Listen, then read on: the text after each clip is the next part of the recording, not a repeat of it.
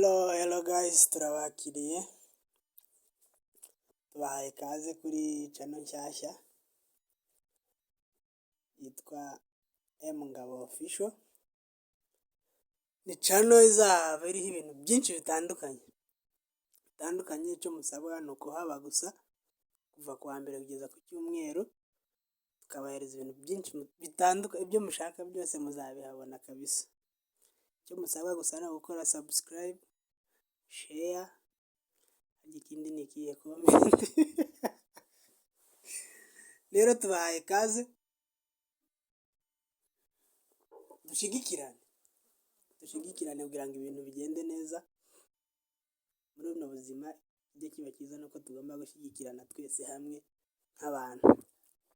Ku wa mbere kugeza ku cyumweru muzajya mubona video nyinshi zitandukanye, izisekeje, izigisha ubutumwa bwiza, ijambo ry'Imana, ibisirimba, ibitaramo, ama-challenge, ibintu byinshi bitandukanye kabisa. Nta rungu muzagira kuri Ngabo official. Sajya ni official. Ngabo TV show. Turabegereje rero kugira ngo tuzabane muri ino minsi yose. Icyo mbijeje nuko nta rungu muzagira, icyo musaba gusa ni subscribe. Murakoze. Hello guys. Turabasuhuje muherereye hose, abari ingweshi, abari mu Kamanyura, abari muri Pureni n'abari muri Zura, ariko muri Zura ningira ngo harasambutse. Ahantu hose muri. Turabasuhuje cyane. Iyi ni Ngabo TV show. Agacano gashasha cyane kamaze iminsi 3 ariko karaca ibintu hanze. None buri wese turamusaba subscribe, gukoraho gusa. Numushake mureke like ntacizimara cyane.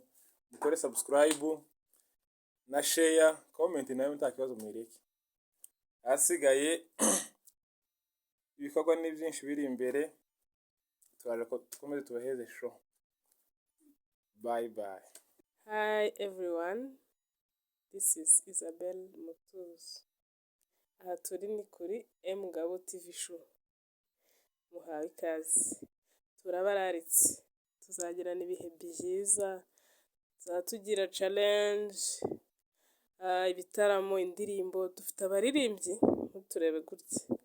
Nanjye ndimo. Subscribe, share, comment. Dushyigikirane. Mudufashe tuzamuke tugere kuri miliyoni. Dushaka ka kandi ntabwo izuzura rimwe ryawe ritariho. Please bikore nk'uwikorera. Turabakunda cyane. Nakagaruka. Ciao. Mama Jalon nanone tubahaye ikaze kuri Ngabo TV show. Welcome again. Tubafitiye ibyiza byinshi. Uzasangaho ama-challenge mukunda, ibisirimba, abaramyi nkatwe. Anyway, muri make ikintu cyose mwifuza muzakihasanga. Munyarukireyo. Subscribe, share, like and comment. Then twishimane. Fata ngufate, menya nkumenye, nunde kurumbazwe.